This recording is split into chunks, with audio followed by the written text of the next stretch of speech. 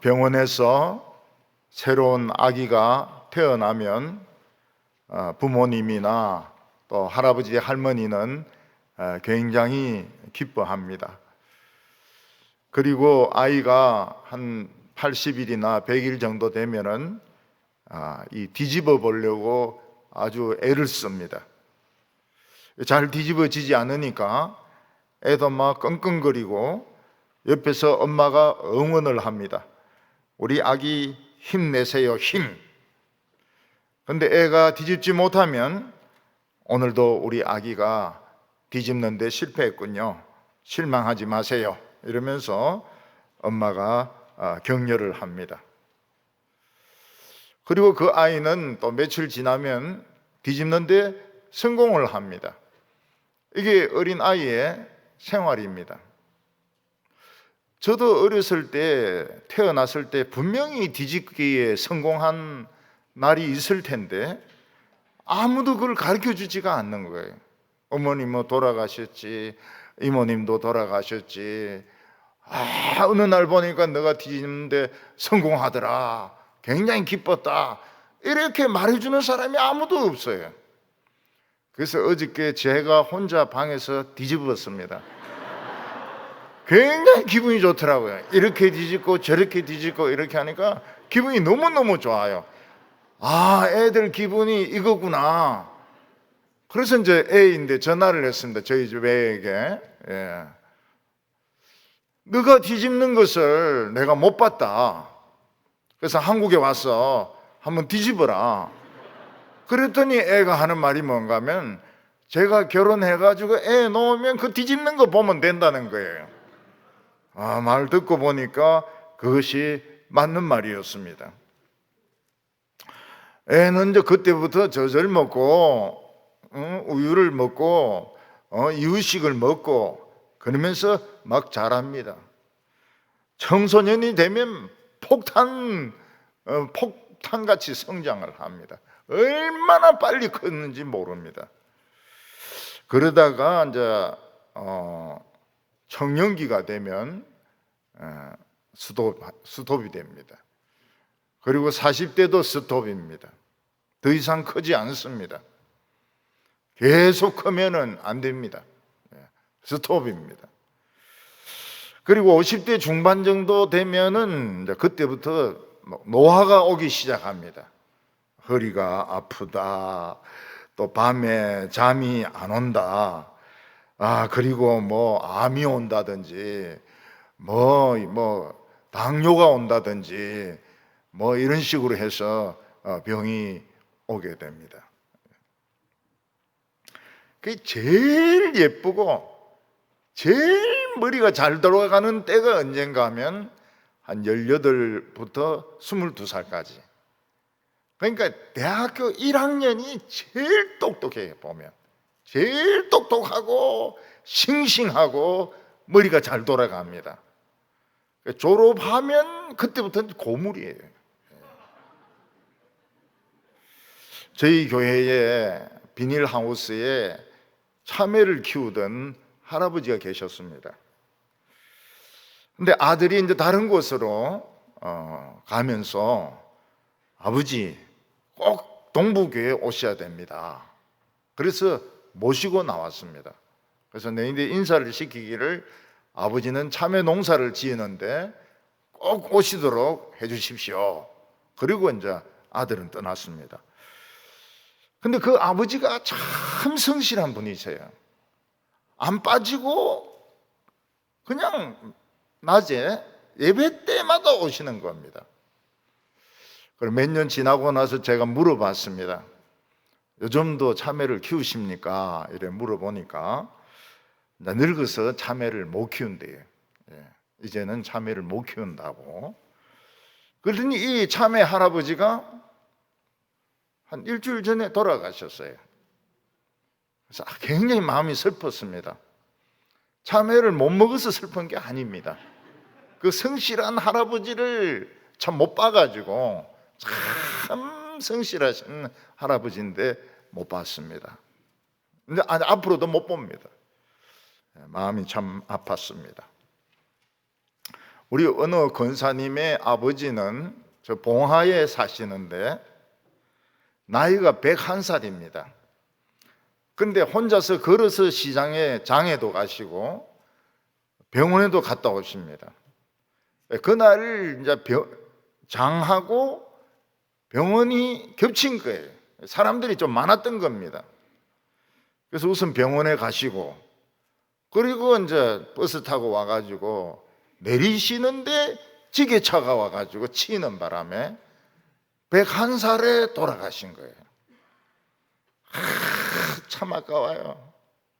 102살까지 살았으면, 책을 102살까지 살아보니 이런 책을 하나 썼으면 참 좋았을 뻔했는데 돌아가셨어요. 70세는 지금 젊은 나이입니다.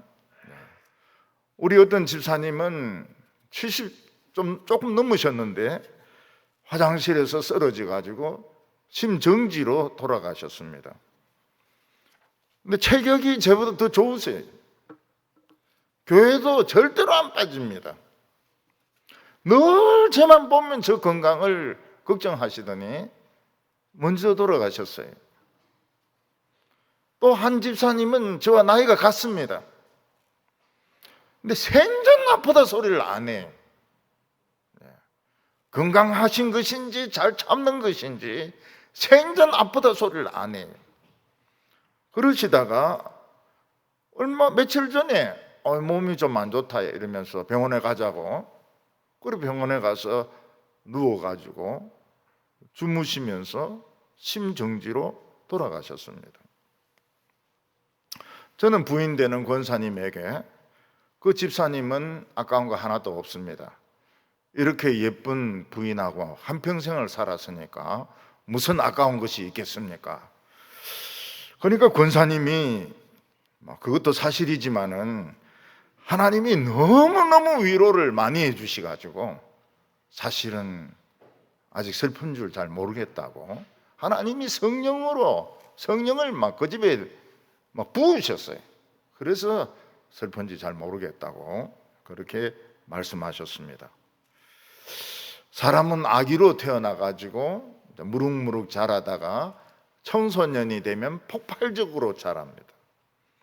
청년이 되면 성장은 정지되고 장년이 되면 성장이 사실 조금 노화가 오는데 정지가 됩니다.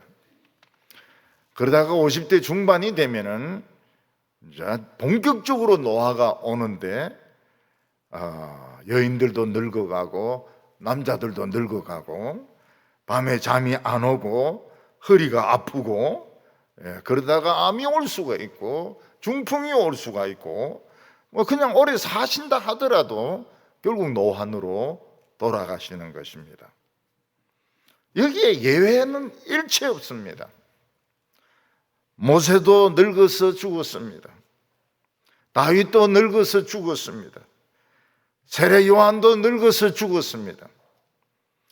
그래서 사람들이 머릿속에 이제 공식을 하나 가지고 있는데, 그게 뭔가 하면 아기로 태어나가지고 잘 크다가 청소년 때는 폭발적인 성장을 하고 청년 때부터 중지되었다가 50대 중반이 되면 노화가 본격적으로 진행이 된다. 그전에는 잘 못 느끼다가 사실은 노화가 오고 있었는데, 성장이 중단되면서 노화가 오고 있었는데 그걸 못 느끼다가 50대 중반부터 이제 본격적인 노화가 오기 시작하는 것입니다. 어디부터 아프냐? 허리부터 아픕니다. 허리부터. 허리 아픈 분 손들어라 이러면 막 헤아릴 수도 없어요. 얼마나 허리 아픈 분이 많은지. 그리고 이제 머리가 빠집니다. 우리 교회는 머리 빠진 분이 없는데요. 그거 다 또 따까리 쓴 겁니다. 얼굴에 물기도 없어지고, 그리고 암이 오고, 암은 뭐 어디든지 옵니다. 폐에 오면 폐암이고, 장에 오면 대장암이고, 위에 오면 위암이고, 뭐 어디든지 암은 옵니다. 그리고 노환으로 돌아가시면 급격하게 시체가 부패를 하게 됩니다. 사람의 육체는 죽어도 영혼은 살아서 뭐 좋은 데 가기를 사람들은 바랍니다. 뭐 좋은 데 갈지 나쁜 데 갈지 영혼이 있는지 그것도 인간들은 잘 몰라요. 최근에 수명이 얼마나 평균 수명이 늘어났는지요. 우리 교회의 어떤 교인의 어머니는 98세에 돌아가셨습니다. 아까워요. 2살만 더 살면 100살인데 한 분은 96세에 돌아가셨어요. 4살만 버티면 100살인데 지금은 50살이 청소년입니다. 청소년. 그래서 교회에서도 청년이라 그래요. 50살 청년입니다. 60이 이제 장년이고 70도 활동하고 80도 활동합니다. 약이 개발돼서 그런 것 같아요. 약 안 먹으면 절대로 그렇게 활동 못 합니다. 먹는 약이 한 주먹씩, 아침에 한 주먹, 저녁에 한 주먹, 약을 먹어야지 그래서 합니다. 근데 인간은 결국은 죽어요. 인간은 이 흙이라고 하는 아주 약한 재질로 만들어졌기 때문에 큰 충격으로 부서지면 피가 나와서 죽습니다. 병이 들면 금이 가서 죽습니다. 그리고 오래 두면 그냥 오래 두어서 낡아서 죽습니다. 근데 사람이 죽는 것은 너무 아까워요. 너무 아까워요. 살아계실 때는 그렇게 총기가 있었는데, 그렇게 유능했는데, 그렇게 아는 것이 많았는데 죽으면 모든 거하고 이별입니다. 이 세상과 가족과 자기가 이룩한 업적과 모든 것과 이별하고 땅속에 들어갑니다. 그럼 어떻게 되는지 모르죠. 땅속에 들어가서 뭐 썩어서 없어져 버리니까요.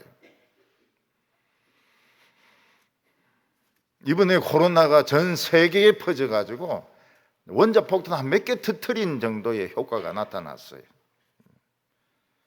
근데 그 코로나를 그냥 백신 한 방으로 치료할 수 있는 백신을 누가 개발했다, 과학자 개발했다.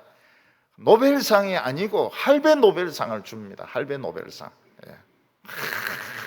인간들이 너무 대단해가지고요. 너무 좋아가지고 코로나를 이길 수 있는 백신을 개발했다, 치료제를 개발했다, 할배 노벨상을 줍니다. 인간이 처음 우주선을 타고 달에 착륙했을 때 전 세계가 환호했습니다. 우리의 영역이 달까지 확장이 되었다. 만약 어떤 과학자가 화성까지 가서 내렸다면 더 열광할 겁니다. 우리 인간의 영역이 화성까지 연장되었다. 그러나 우리나라에 123층 고층 빌딩을 만든 기업가 죽었습니다. 우리나라 비행기를 전세 내가지고 전 세계에 국적기를 보내었던 회장 죽었습니다. 우리나라를 최고의 전자회사로 만들었던 회장이 한 6년 동안 식물인간으로 있다가 죽었습니다. 서울시장은 엄청 늙었더라고요. 근데 입학 연도를 따져보니 내 1년 후배라. 그 여비서 건드렸다가 죽었어요. 자살했습니다. 요 가까운 곳에서 총회장도 지나고 90대도 넘게 그래 활동하던 목사님 돌아가셨어요. 우리나라에서만 너무 잘생겨가지고 뭐 여자하고 연애하는 영화를 수백 편 찍었던 배우도 죽었습니다. 암으로. 그런 배우는 죽을 때도 잘생겼더라고요.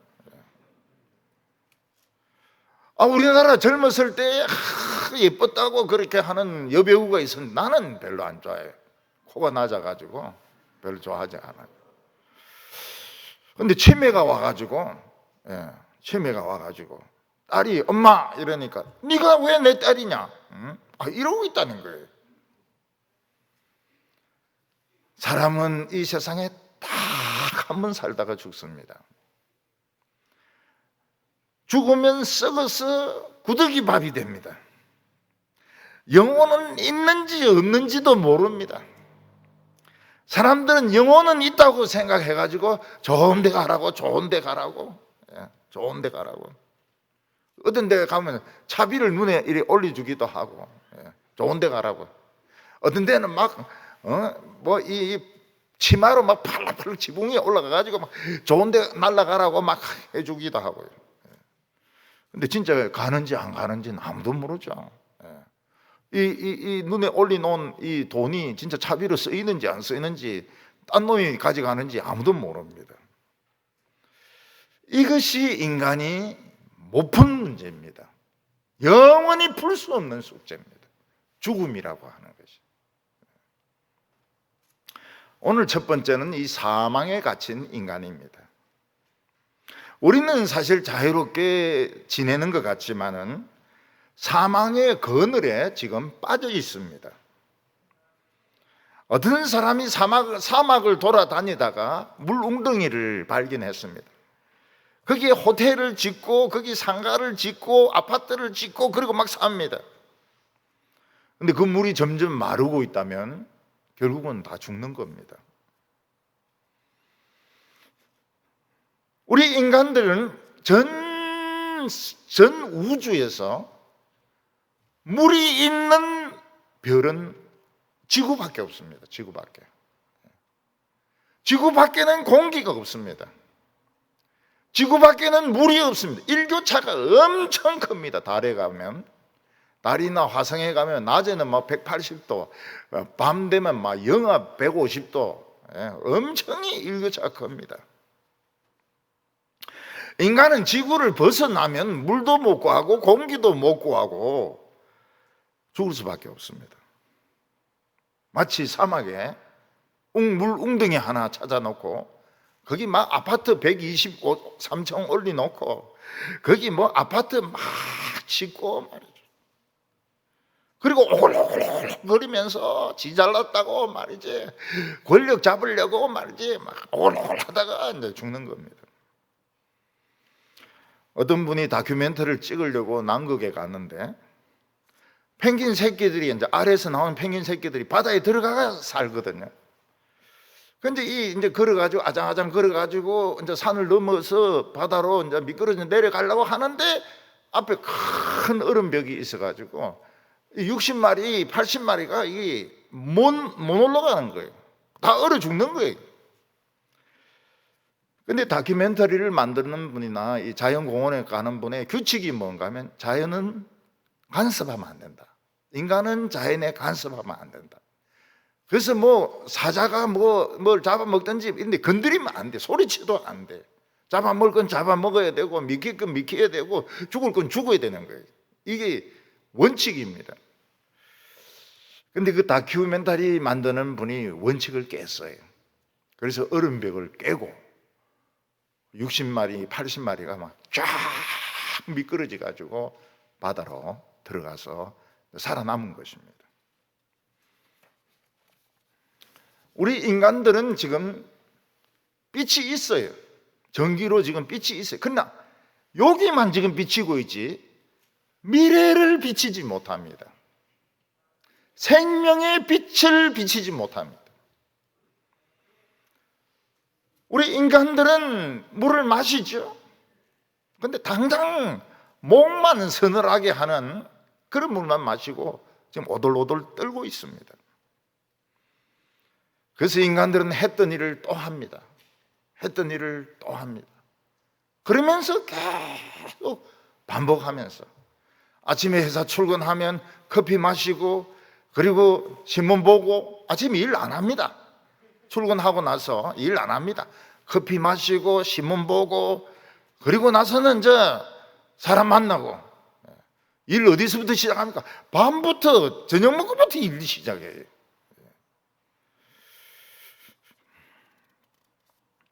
인간은 생명의 빛을 받아야 되는데 생명의 빛이 뭡니까?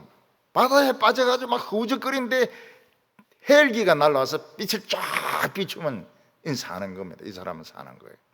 이게 생명의 빛입니다. 구조대가 비추는 빛이 이 생명의 빛입니다.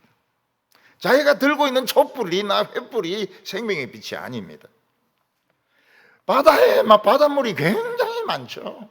그거 막 퍼마시면 되는가? 속이 타 죽습니다.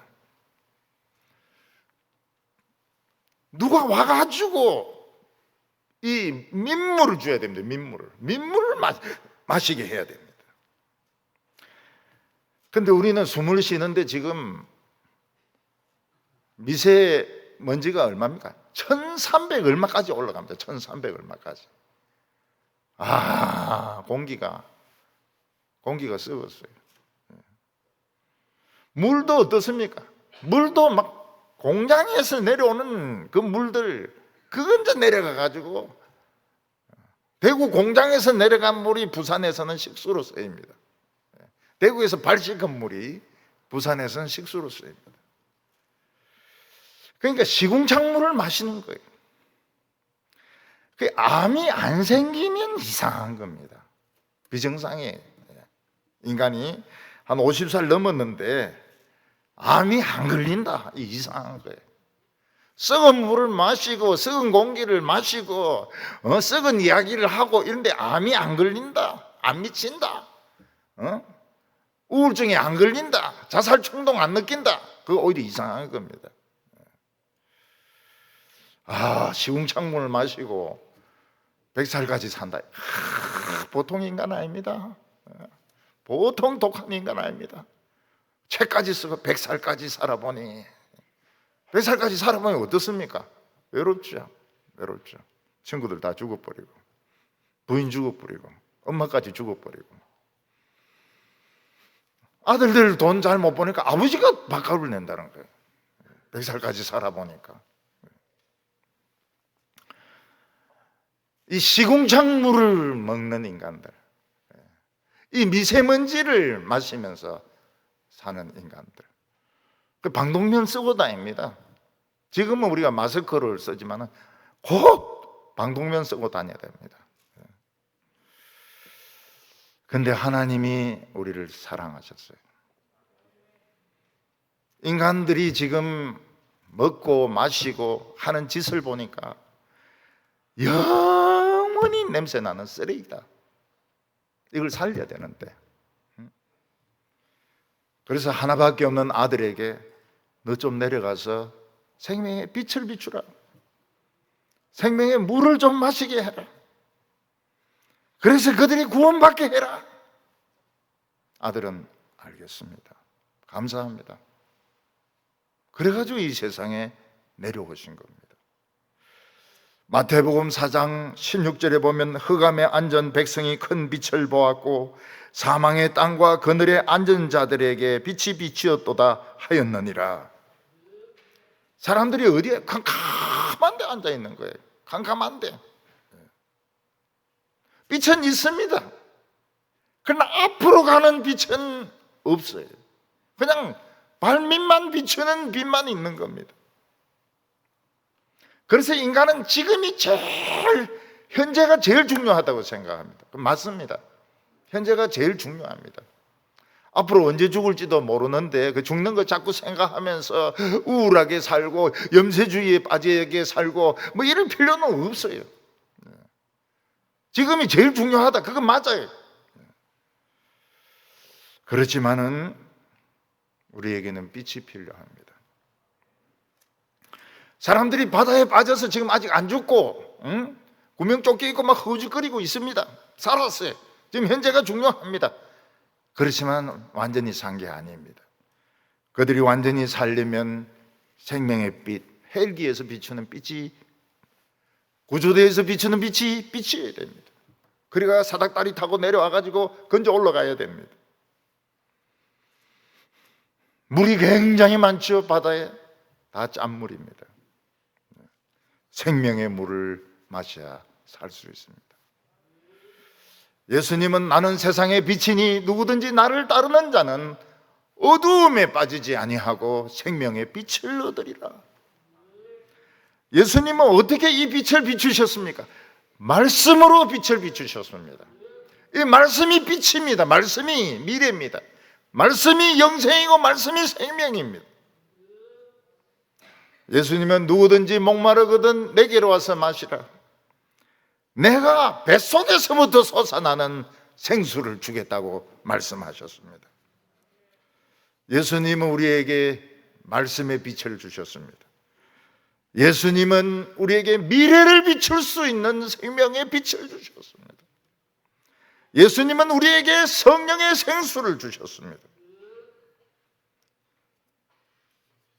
하나님은 우리 인간에게 제일 난해하고 어려운 문제를 푸셨습니다. 그것은 예수님의 말씀을 믿고 마음에 성령이 있는 사람은 영생한다는 겁니다. 지금 이 신청을 받고 있습니다. 지금 이 신청을, 영생하는 신청을 받고 있습니다. 오늘 꼭 신청하고 가시기 바랍니다. 영생하느냐 못하느냐 이는 엄청난 하늘과 땅 차이가 아닙니다. 꼭 영생하는 이 신청서를 오늘 꼭 쓰고 가시기 바랍니다. 오늘 두 번째는 죽음의 문제를 어떻게 해결했냐 하는 겁니다. 모든 사람이 다 죽는데 죽음의 문제를 예수님은 어떻게 해결하셨는가? 인간의 죽음의 문제는 지금까지 풀지 못한 난문제입니다.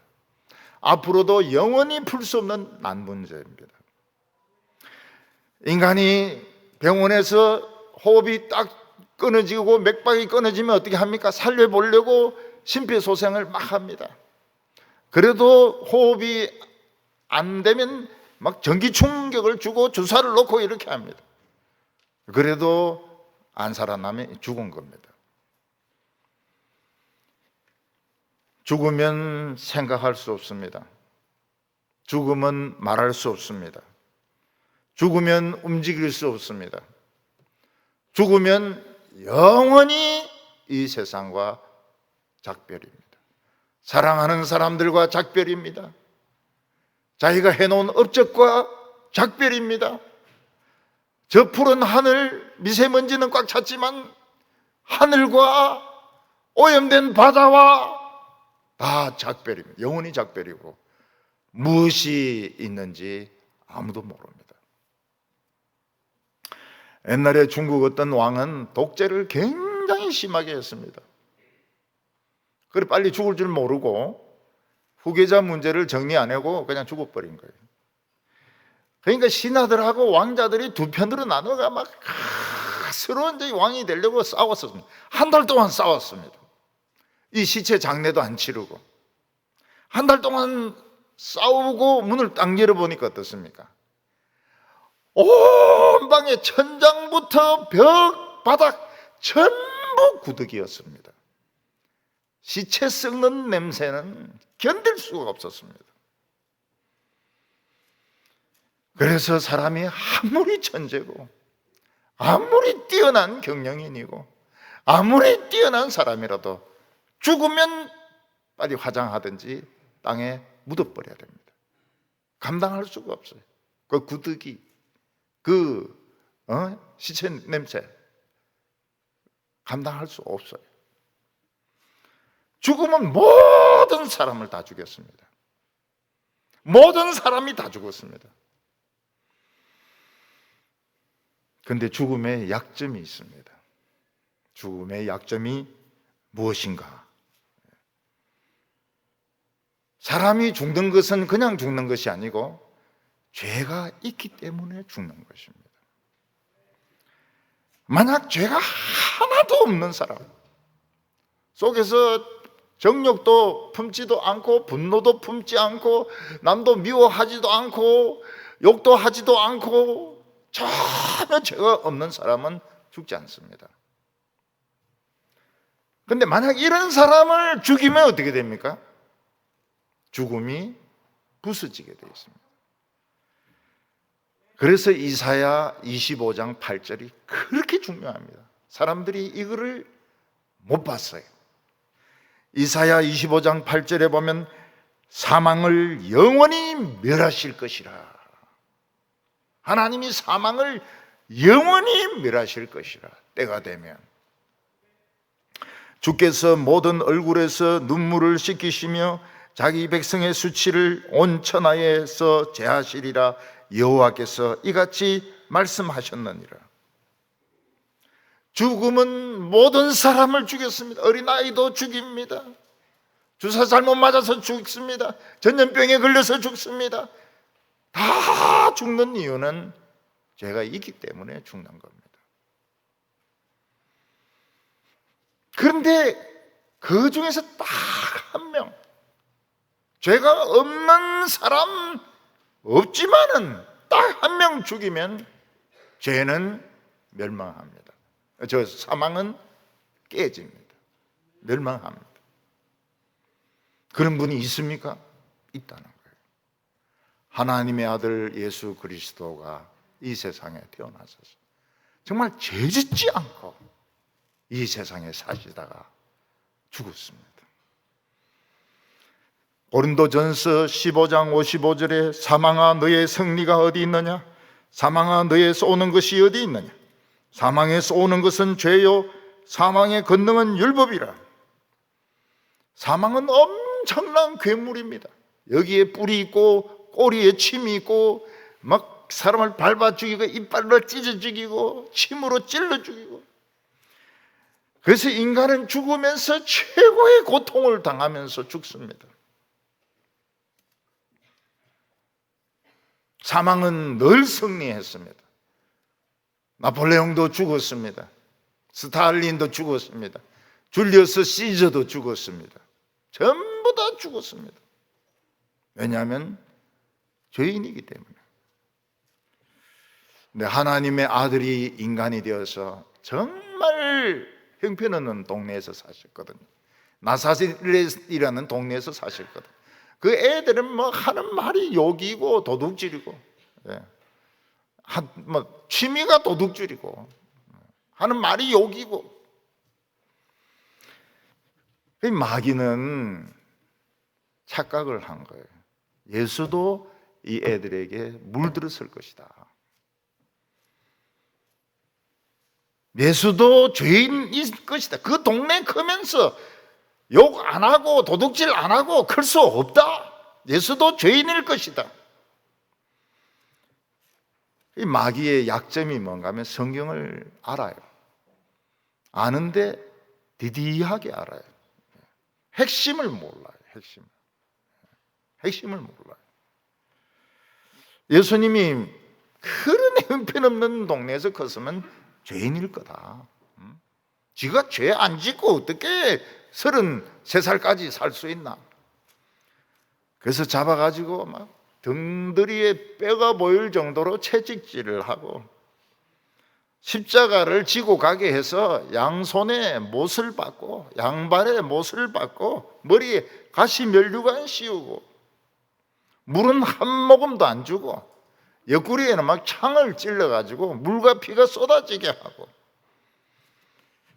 가장 비참하게 죽였습니다. 그리고 그 영혼은 지옥으로 끌고 갔습니다. 그리고 3일 동안 조사를 했습니다. 네가 이 나사렛에서 형편없는 동네에서 컸으면 분명히 하나라도 죄진 게 있을 것이다. 3일 동안 샅샅이 다 들었습니다. 근데 죄가 없어요. 그때 마귀는 난리가 났습니다. 야, 우리 큰일 났다. 우리 실수했다. 3일 동안 들어도 죄가 없다. 이거 어떻게 해야 되나? 예수님의 영혼이 일어나면서 사망을 깨버리는 거예요. 마귀의 머리를 깨버리는 거예요. 마귀 머리 반쪽이 없어요. 지금 살아있긴 있는데 반이 날아가 버렸어요. 그때 쇠몽둥이로 한 대 맞아가지고 죄의 담을 허물어 버렸습니다. 그리고 하나님 앞에 가서 예수 믿는 사람들 영생할 수 있도록 허락해달라 이러니까 오케이 사인 떨어진 거예요.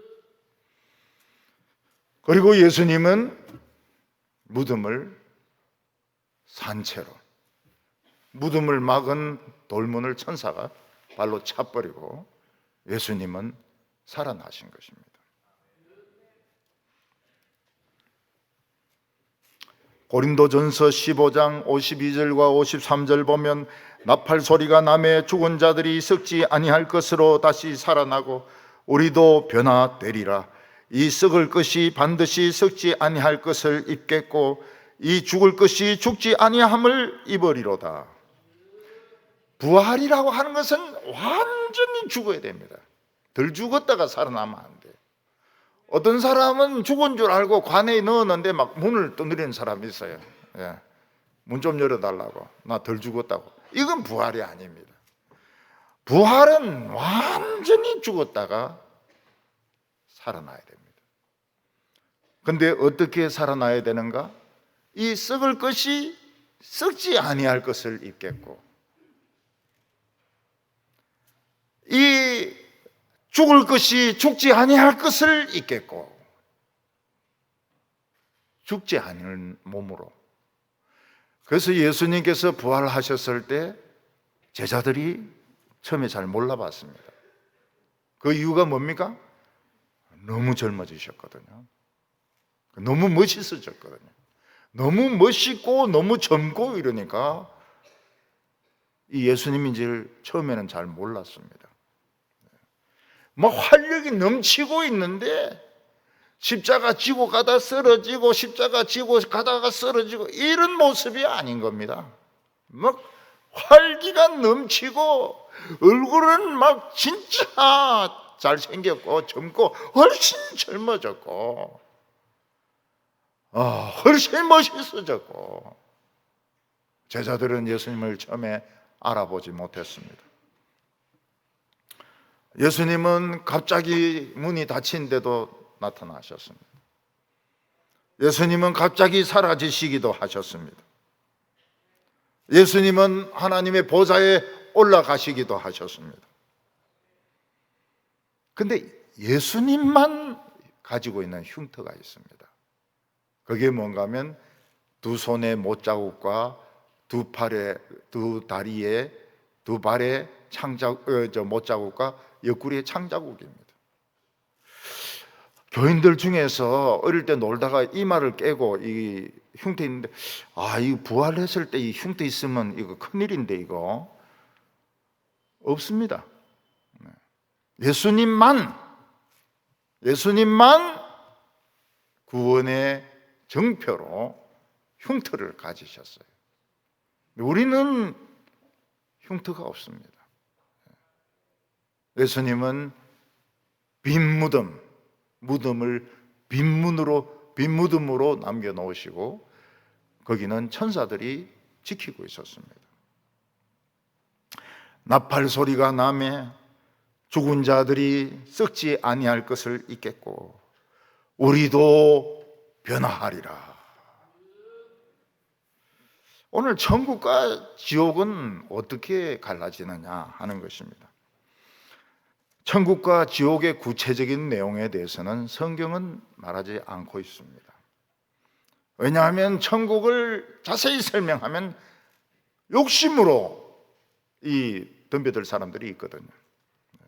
이 세상에 땅 투기하듯이 지금 어느 기업, 공기업 투기하듯이 가덕도 같이 막 이렇게 투기할 사람들이 있기 때문에 하나님은 천국에 대해서 자세히 소개하지 않습니다. 그러나 지옥에 대해서는 아주 좀 리얼하게 생생하게 소개하십니다. 어떤 부자와 거지가 있었는데 부자는 매일 파티하고 그리고 모든 것을 다 누렸습니다. 자기 하고 싶은 것은 다 했습니다. 죽은 장례식도 어마어마하게 했죠. 근데 보니까 지옥에 가 있는 거예요. 지옥에 물 한 방울이 없어요. 온몸에서 구더기가 파고 나옵니다. 구더기가 파고 나옵니다. 이걸 예수님 자신이 말씀하셨습니다. 그래서 예수님은 좁은 문으로 들어가라고 말씀하셨습니다. 넓은 문은 멸망으로 인도하는 문이기 때문에 그 길로 찾는 자들은 많고 좁은 문으로는 찾는 자가 적다고 말했습니다. 이 좁은 문을 우리식으로 비유하면 개구멍입니다. 개구멍. 개구멍 같은 거 통과하려고 그러면은 막 꿇어 엎드려 가지고 막 찔려가면서 통과를 해야 됩니다. 예수님은 사람이 천국 가기가 얼마나 어려운지 낙타가 바늘구멍 통과하는 것보다 더 어렵다고 말씀하셨습니다. 낙타가 바늘구멍을 통과하려면 낙타를 어떻게 만들어야 되겠습니까? 낙타를 줄이고 또 줄이고 또 줄이고 줄이고 실처럼 만들어야 됩니다. 실처럼. 그래서 우리 예수 믿는 사람들에게는 죽음이 좋은 선물입니다. 좋은 선물. 우리 이 세상과 이별하고 아는 사람과 사랑하는 사람들과 이별하는 것은 슬프지만 죽음은 좋은 선물입니다. 죽음을 통해서 이 세상에 오염된 공기와 물과 사상과 말들과 다 끊어지게 됩니다. 우리는 하나님께 갈 때 이 세상 거 다 반납해야 됩니다. 그래서 이 살을 반납하는 거예요. 이 살이 썩는 겁니다. 뼈까지 반납해야 됩니다. 뼈도 이 많이 오염됐기 때문에 뼈와 살을 다 오염해야 돼요. 이거 다 반납해야 됩니다. 요새 군인들은 보니까 총기 반납하고 제대할 때 헬멧 반납하고 이 수통 반납하고 이러던데, 원래 이 제대할 때는 다 반납해야 됩니다. 민간인 복장으로 와야 돼요. 민간인 복장으로. 우리는 죽으면서 살을 반납하고 뼈를 반납하고 여기서 가지고 있는 계급장, 여기서 가지고 있는 감투 전부 다 반납 다 합니다. 그리고 새 사람을 입게 됩니다. 썩을 것이 썩지 아니함을 입겠고, 병들지도 않고 장애인도 없고 못생긴 것도 없고 빛나는 사람이 되는 것입니다. 아주 젊은 나이에 18세에서 22세 사이에 아주 예쁜 사람들로, 최고로 똑똑한 사람들. 우리는 여기서 음악을 연주하려면 반드시 준비를 해야 됩니다. 연습을 해야 됩니다. 천국은 천재이기 때문에 연습 안 해요. 누가 찬양하자 짠 하면 바로바로 음악이 나옵니다. 바로바로 보라 합창, 피아노, 바이올린 연습 안 해요. 연습이 필요 없어요. 이 세상에서는 성가대 연습 죽으라고 해야 됩니다. 예수 믿지 않고 또 믿는다 하면서도 자기 욕심으로 살다가 죽은 사람들은 이 지옥, 이 우주 맨 밑에 가면 쓰레기장이 있습니다. 그걸 게헨나라고 불러요. 게헨나. 우리 말로는 지옥이라 번역하는데 이게 쓰레기장입니다. 쓰레기장. 이 쓰레기에서 영원히 우주의 쓰레기를 태웁니다. 거기서 유황불 냄새를 맡으면서 뜨거운 불에 데여가면서 물 한 방울 마시지 못하고 서로 미워하고 욕하고 저주하면서 영원히 쓰레기통을 뒤지게 되는 겁니다. 옛날에 그 한강 옆에 있는 그 쓰레기통처럼, 그거는 냄새가 썩는 냄새고 먼지고, 그 마포에 사는 사람들은 창문을 못 연다고 그랬습니다. 우리는 천국에서 하나님을 찬양합니다. 누가 한 사람이 시작하면 막 다 불러요. 전부 다 부르고 전부 다 연주하는데 천재네, 천재. 피아노 천재. 이 세상에서 모차르트가 천재라고 하고 뭐가 천재라고 하는데 그거는 천재가 아니에요. 그거 가면은 명함도 못 내놓습니다. 남녀 차별이 없습니다. 남녀 차별이. 남녀 사별이 없어요. 가장 아름다운 모습으로 정조 할배도 한 18살밖에 안 되는 거예요. 고고조 할배도 18밖에 안 되는 거예요. 생명수 실가와 생명수를 마시면서 영원히 살게 되는데 무슨 일을 할 것이냐? 그건 말씀 안 하고 계세요. 내 짐작으로는 이 우주 전체를, 지구 말고 우주 전체를 만드는 거 아니냐? 하나씩 별을 주시는 거 아닌가? 그런 생각도 해봅니다만은 확실하지는 않습니다. 우리 몸에서 빛이 얼마나 빛이 나오는지 이 눈으로 하나님을 보게 됩니다. 눈이 얼마나 이게 강해지든지 눈이 하나님을 보게 됩니다. 지금 세상은 갈 때까지 다 갔습니다. 뭐 더 이상 타락하고 말 것도 없어요. 요새는 보니까 엄마나 이런 사람들 애들을 자꾸 죽이더라고요. 애들을 자꾸 죽여요. 지진이 일어납니다. 나라와 나라가 지금 막 핵정전하려고 지금 막 하는데 지금 핵무기가 수천 개가 있습니다. 수천 개. 공기는 몽고에서부터 저 북경으로 해가지고 막 숨 쉴 수 없을 정도로 이 나쁜 먼지가 지금 몰려오고 있습니다. 교회는 많지만 참 신앙은 찾아보기 어렵습니다. 목사는 많지만은 참 설교를 하는 목사다운 목사는 찾을 수가 없습니다. 부모와 자식 사이에 사랑이 없어요. 부모와 자식 사이에 돈 거래밖에 없습니다. 돈만 주면 돼요.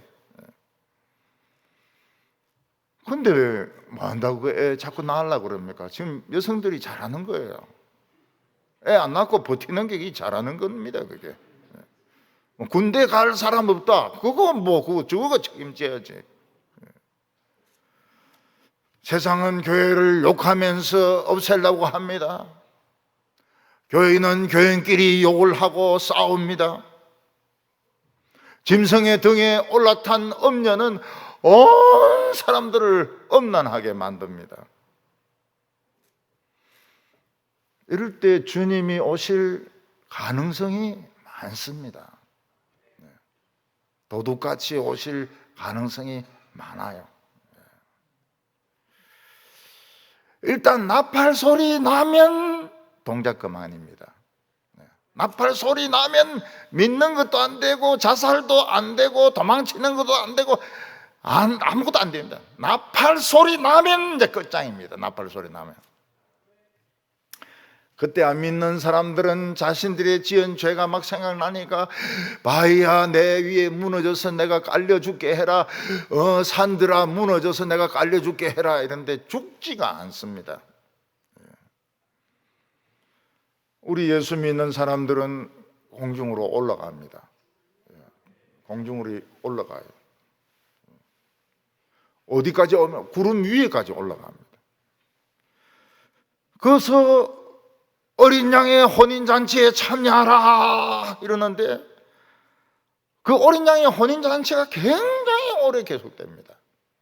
왜냐하면 예수님이 한 사람 한 사람 다 만나주시고 위로해 주시고 뭐 먹을 것도 많고 음악도 좋고 뭐 이러니까 어린 양의 혼인잔치가 진짜 좋고 시간도 오래 걸리는 겁니다. 그때 지겹다는 사람 아무도 없어요. 아이고 어린 양의 잔치 참 지겨워가 지옥 갈 걸 그랬다, 그런 사람 아무도 없습니다. 우리는 주님에게 할 말이 굉장히 많습니다. 주님에게 그동안 세상에서 할 말 못했던 거 주님에게 할 말이 굉장히 많습니다.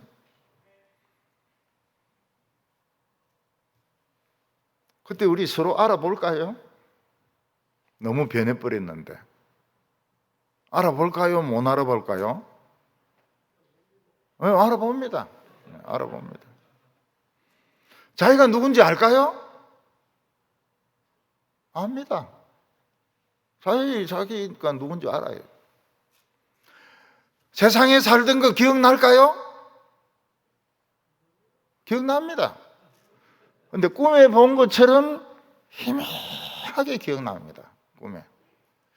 그때 내 고등학교 때 한번 터졌지. 근데 막 분명하지는 않아요. 희미하게 기억이 납니다. 우리는 지금 현재가 중요합니다. 죽는 거 생각해가지고 그냥 막 우울해하고 염세주의에 빠지고 아무것도 안 하고 그럴 필요가 없어요. 그런데 빛이 있는 현재를 살아야 됩니다. 구조대가 비치는 예수님의 말씀이 있는 현재를 살아야 됩니다. 사람들이 물을 못 마시니까 뭘 마십니까? 소주를 그렇게 많이 마십니다. 막걸리를 그렇게 많이 마셔요. 우리는 성령의 생수를 마셔야 됩니다. 배 속에서 영원히 솟아나는 생수를 마셔야 됩니다. 우리는 좁은 문으로 들어가야 됩니다.